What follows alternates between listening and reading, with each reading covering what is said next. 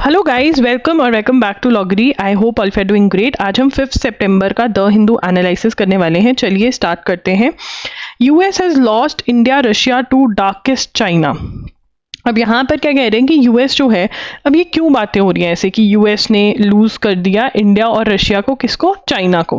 क्योंकि इंडिया और रशिया जो है वो चाइना के दोस्त बन गए। पहले ये यूएस के दोस्त हुआ करते थे। इंडिया ने क्यों यूएसए की दोस्ती छोड़ी? क्योंकि टैरिफ लगाया। ठीक है, यूएसए क्या कह रहा है कि भैया तुम रशिया से ऑयल खरीदना बंद करो। ठीक है, बट इंडिया क्या कह रहा है कि मेरे बुरे टाइम में रशिया हमेशा मेरे साथ खड़ा हुआ है, तुम तो छोड़ के भाग जाते हो। ठीक है, अब यहाँ पर continuing his critical remarks about India, US President Donald Trump on Friday said the United States has lost India to China in reference to PM Modi's presence at Shanghai Cooperation Organization Summit in Tianjin earlier this week। तो हमें पता है SCO Summit कहाँ हुई। SCO Summit से question इस बार 100% आने वाला है। This is very very important. ठीक है, तो यहाँ पर ये कह रहे हैं कि मिसकैलकुलेशन हुई है। US tariff attack on India was due to miscalculation, ये इंडिया वाले बोल रहे हैं। ठीक है, तो ये सारा हुआ है। US Commerce Secretary Howard Lutnick, who appeared on a Bloomberg morning program, asked India to stop being a part of BRICS। अब इंडिया क्यों यूएस से चाहता है कि इंडिया ब्रिक्स का पार्ट होना छोड़ दे? ये अब ये समझने वाली बात है। क्योंकि ब्रिक्स के अंदर चाइना है, क्योंकि ब्रिक्स के अंदर डी डॉलराइजेशन की बात हो रही है। देखो, डॉलर है एक कॉमन करेंसी है जिसमें ट्रेड होता है, और ये वो खत्म करना चाहता है। क्यों? क्योंकि जैसे ही रशिया यूक्रेन की वॉर स्टार्ट हुई, सबसे पहले यूएसए ने कहा तुम डॉलर में ट्रेड नहीं कर सकते। ठीक है ना, तो कहते भाई कल को हमारी किसी के साथ लड़ाई हो जाए, यूएस से बीच में कूद पड़ेगा, इसके पास तो ऐसे ही पावर है, तो डी डॉलराइजेशन करते हैं। अभी तो वो नहीं कर रहे हैं, बट हाँ, ट्रम्प को पता है कि मैं इधर उधर हूँगा, मतलब मैं पावर से जाऊंगा और कोई ऐसा प्रेसिडेंट आएगा जो इस चीज़ पे ध्यान नहीं देगा, तो ये डी डॉलराइजेशन जरूर कर देंगे, जिसका नुकसान, डिसएडवांटेज बहुत रहेगा किसको? यूएसए को। ठीक है, अब आगे चलेंगे। Meitei group rejects government's SOO pact with Kuki-Zo outfits. अब इनका जो है अग्रीमेंट हुआ है गवर्नमेंट का। ठीक है ना। Coordinating committee on Manipur integrity, one of the largest Meitei civil society groups in Manipur, has rejected the signing of suspension of operations pact with Kuki-Zo insurgent groups. अब किसने इसको नकार दिया है? इसकी फुल फॉर्म बहुत ज़्यादा इंपॉर्टेंट है, coordinating committee on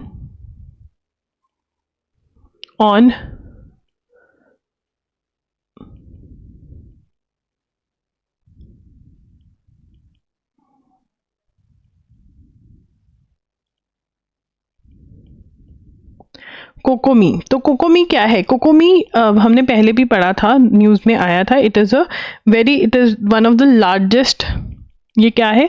largest Meitei civil society groups in Manipur. तो मणिपुर के अंदर दो गुट हैं, दो ग्रुप्स हैं, दो मेनली कास्ट्स हैं। ठीक है, एक तो है कुकीजो, ठीक है, और एक है मेती कम्युनिटी। ठीक है ना। तो मेती कम्युनिटी का सबसे बड़ी ये ग्रुप है, वो कौन है? कोकोमी है। तो कोकोमी की फुल फॉर्म आपको पता होना चाहिए, coordinating committee on Manipur integrity. ठीक है, मेती का ये ग्रुप है। ठीक है, तो ये जो है, ये कह रहे हैं कि do not has rejected suspension of operations pact with Kuki-Zo insurgent groups. तो इंसर्जेंट ग्रुप्स के साथ, कुकीजो के ग्रुप्स के साथ अग्रीमेंट साइन हुआ है, जिसके बारे में हम पढ़ेंगे अभी थोड़ी देर में। ठीक है, तो वो अग्रीमेंट जो है, इसको ये नकार रहे हैं, रिजेक्ट कर रहे हैं। It said the decision taken by centre reflects an undemocratic and hegemonic imposition. Hegemonic का मतलब रूलिंग और डोमिनेंट। ठीक है ना। हेगेमोनिक का मतलब क्या होता है, ये लिखेंगे आप अपने नोट्स में। हेगेमोनिक का मतलब क्या होता है? डोमिनेंट। ठीक है ना। The indigenous people and its elected representatives of Manipur. The Home Ministry and the Manipur government signed the pact with Kukizo groups on Thursday with renegotiated terms and conditions or ground rules. तो नया agreement Kuki-Zo groups के साथ sign हुआ है। किसने sign किया है? Home ministry ने साइन किया है। It comes ahead of Prime Minister Narendra Modi's expected visit to Manipur on September 13.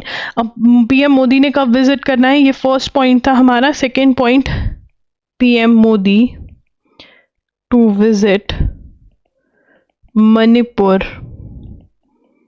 on 13 सितंबर को विजिट करेंगे, ठीक है। Which would mark his first visit to the state since ethnic violence between Kuki-Zo and Meitei people erupted on May 3, 2023। अब यहाँ पर हमें पता होना चाहिए कि एथनिक वायलेंस, ये हम लिख लेंगे ethnic violence between Kuki-Zo and Meitei people erupted on 3rd May 2023। तो 3rd May को क्या हुआ था, इन दो कम्युनिटीज़ के बीच में, कुकीज़ो और मेती के बीच में एथनिक वायलेंस लड़ाई हो गई थी। क्यों लड़ाई हो गई थी? कुकीज़ो जो है वो ऑलरेडी शेड्यूल्ड ट्राइब है। कुकीज़ो क्या है, ये साइड में आप नोट कर सकते हो, साइड में नोट कर सकते हो पेंसिल के साथ। कुकीज़ो क्या है, Kuki-Zo is already, Kuki-Zo is a, एक मिनट, कुकीज़ो क्या है, कुकीज़ो जो है, Kuki-Zo is a scheduled tribe community, ठीक है ना। और जो मेती है want to be scheduled tribe, want to be scheduled tribe, ठीक है। बट कुकीज़ो नहीं चाहते कि मेती कम्युनिटी जो है वो शेड्यूल्ड ट्राइब बने, ठीक है ना। तो इसीलिए इनके आपस में लड़ाई होगी।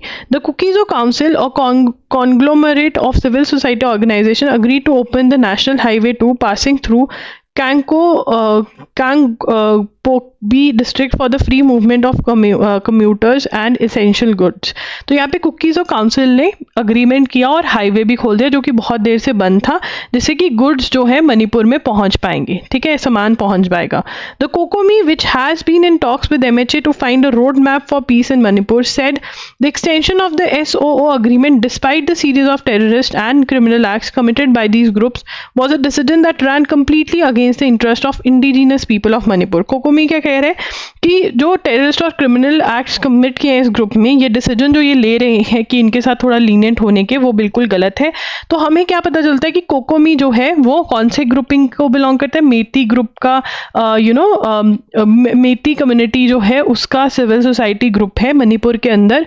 कुकीज़ो इंसर्जेंट ग्रुप्स के साथ होम मिनिस्ट्री ने अग्रीमेंट साइन किया है और कुकीज़ो और मेती के बीच में लड़ाई हो गई थी, वायलेंस हो गया था 3rd May 2023, आज से 2 साल पहले। PM Modi to visit Manipur on 13 सितंबर। जो डेट्स हैं they are very very important, यहाँ से क्वेश्चन आपका आ सकता है, so you need to know about the dates, right. अब उसके बाद सेप्टुआजेनेरियन कौन होता है? Person who is between 70 and 79 years of age, ठीक है। 76-year-old former Indian Army officer from Bengaluru recently completed an expedition। तो यहाँ पे लिखेंगे Indian Army 76-year-old Indian Army officer completed expedition to North Pole and Arctic। Now what is the name of the person who has done so? Name is OPN Lieutenant Colonel OPN कल्याण, ठीक है ना। तो ये नाम याद रखना है, this is important, ठीक है। उसके बाद privilege to go on expedition, now I got an opportunity to go to North Pole and Arctic islands, ठीक है, फाइन। उसके बाद the recent submission by Kerala governor Rajendra Vishwanath Arlekar to the Supreme Court of India contending that chief minister of Kerala has no role in the appointment of vice chancellors. तो अब यहाँ पर ना इसको पहले समझ लो, लिखना भी कुछ नहीं है, तो चाहे बाद में इसको लिख लेना, पहले समझ लो।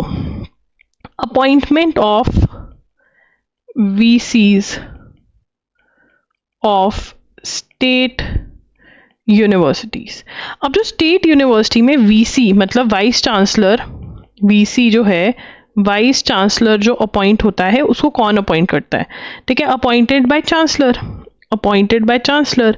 अब चांसलर कौन होता है? गवर्नर ऑफ स्टेट होता है मोस्ट केसेस में। चांसलर कौन होता है? गवर्नर ऑफ स्टेट होता है। अब गवर्नर ऑफ स्टेट को कौन अपॉइंट करता है? गवर्नर ऑफ स्टेट जो है वो तो प्रेसिडेंट के अंदर होता है और प्रेसिडेंट किसके कहने पे अपॉइंट करता है? PM पे, और काउंसिल ऑफ मिनिस्टर्स के कहने पे अपॉइंट करता है। मतलब अगर हम देखें तो indirectly PM and COM is appointing the vice chancellor of a state university. अब जो स्टेट है वो कह रही है कि भाई ये तो इंटरफेरेंस होगी, एजुकेशन तो हमारा सब्जेक्ट है, आपको बीच में इंटरफेयर कर रहे हो। तो बहुत सारी स्टेट्स अपने बिल्स लेकर आ रही हैं, लॉज लेकर आ रही हैं कि वाइस चांसलर की अपॉइंटमेंट जो है वो चांसलर ना करके स्टेट के हाथ में होगी, बट ये एक्सेप्ट नहीं कर रहा गवर्नर, तो इस पे बहुत ज़्यादा इशू है, ठीक है। UGC जो है 2018 के यूजीसी के रूल्स हैं, 2018 UGC rules for search cum selection committee mandate persons of eminence in higher education and must not be connected in any manner with the university और इट्स कॉलेजेस। तो वो सर्च कम सिलेक्शन कमिटी बिठा रहे हैं कि vice chancellor कौन appoint करेगा, search cum selection committee, जिसके अंदर जो एजुकेशन से रिलेटेड लोग हैं वो बैठेंगे और वो डिसाइड करेंगे, ठीक है ना। The draft 2025 UGC regulates takes this further by divesting state government of a role in appointing VC. तो यूजीसी क्या कह रही है कि स्टेट गवर्नमेंट का कोई रोल नहीं होना चाहिए। तो ये इनकी आपस में लड़ाई चल रही है अब, सेंट्रल गवर्नमेंट की, यूजीसी की और स्टेट गवर्नमेंट की वीसी अपॉइंट कौन करेगा, ठीक है। स्टेट गवर्नमेंट ये पावर अपने पास चाहती है और यूजीसी ये पावर सेंट्रल गवर्नमेंट को या इनडायरेक्टली स्टेट गवर्नमेंट से छीनना चाहती है ये, ठीक है। The ministry of environment, forest and climate change has brought into effect a set of rules called the environment audit rules 2025। तो कौन से रूल्स आए हैं? Environment audit rules 2025। तो इन्वायरमेंट ऑडिट रूल्स 2025 क्या है, ठीक है। ये मिनिस्ट्री ऑफ एनवायरनमेंट लेकर आई है, ministry of environment, forest and climate change, ठीक है। Set of rules allows vital activity of environment monitoring and auditing to go beyond the remit. अब यहाँ पर क्या है, ये कह रहे हैं कि स्कीम एम्स टू ब्रिज, अब यहाँ पर under new rules private agencies क्या कर सकते हैं, private agencies can get themselves accredited as auditors। Auditors क्या होते हैं? जो चेकिंग करते हैं। अब यहाँ पर ना ये पूरी कहानी पढ़ने वाली है, तो आओ पढ़ाती हूँ। The rules will largely scrutinise, मतलब चेक करेंगे, ठीक है ना, whether industrial units are compliant with environment regulations, ठीक है ना। Check if industrial units are compliant with environment regulations। कि जो इंडस्ट्रियल यूनिट्स हैं वो क्या जो इन्वायरमेंट के रूल्स एंड रेगुलेशंस हैं उनको फॉलो कर रहे हैं या नहीं कर रहे। The overall framework of monitoring and compliance with in the existing environment framework is presently support overall monitoring. Now overall monitoring कौन कर रहा है? Now overall monitoring done by central pollution control board या फिर इन्वायरमेंट मिनिस्ट्री या फिर state pollution control board भी देख रहा था। बट अब क्या था, यहाँ पर इनके पास इतने लोग नहीं थे, constrained in terms of man power, इनके पास इतने लोग नहीं थे कि वो जा जाकर ऑडिट कर सके।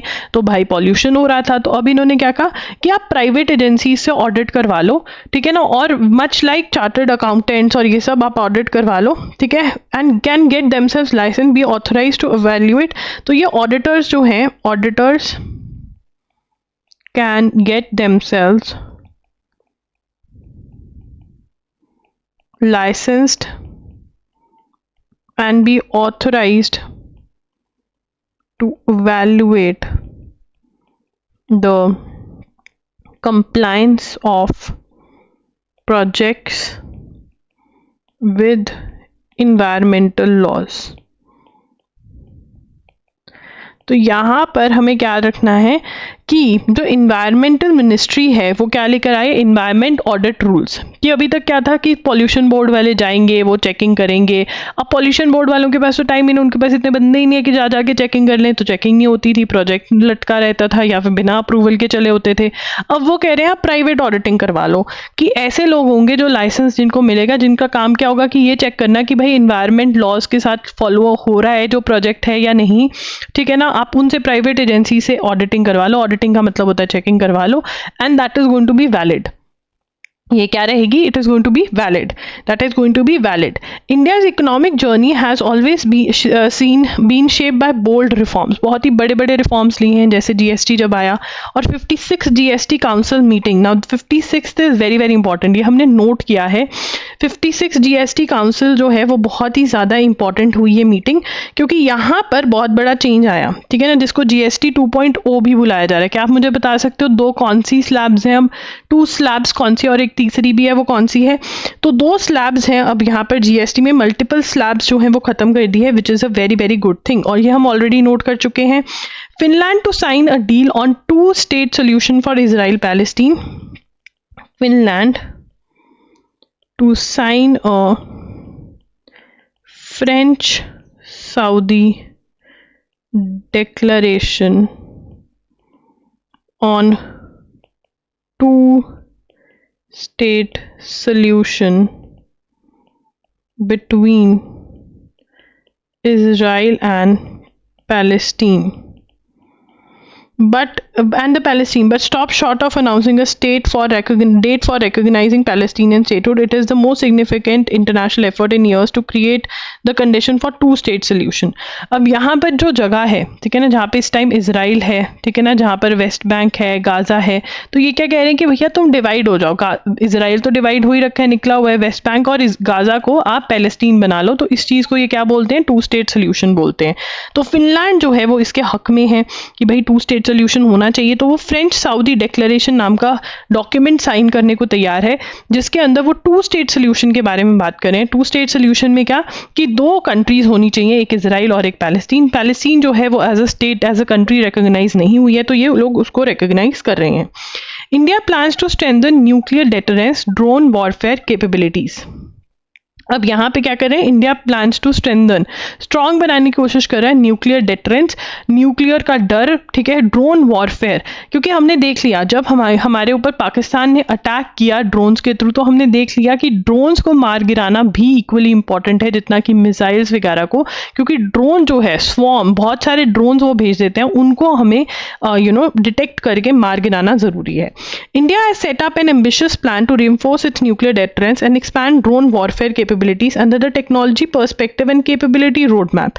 तो इंडिया क्या लेकर आ रहा है, TPCR. इंडिया क्या लेकर आ रहा है, TPCR. इसको लिखेंगे TPCR 2025. TPCR 2025 क्या है, TPCR 2025 is technology perspective and capability roadmap 2025. ये क्या है, this is very very important. This is a 15-year blueprint for blueprint. यहाँ से मैं कॉपी कर रही हूँ उसको. ये देखो, पहले मैंने लिखा कि क्या है, हमें पता होना चाहिए TPCR की फुल फॉर्म क्या है, technology perspective and capability road map. ये क्या है, 15-year blueprint for military preparedness. 15-year blueprint for military preparedness, ठीक है.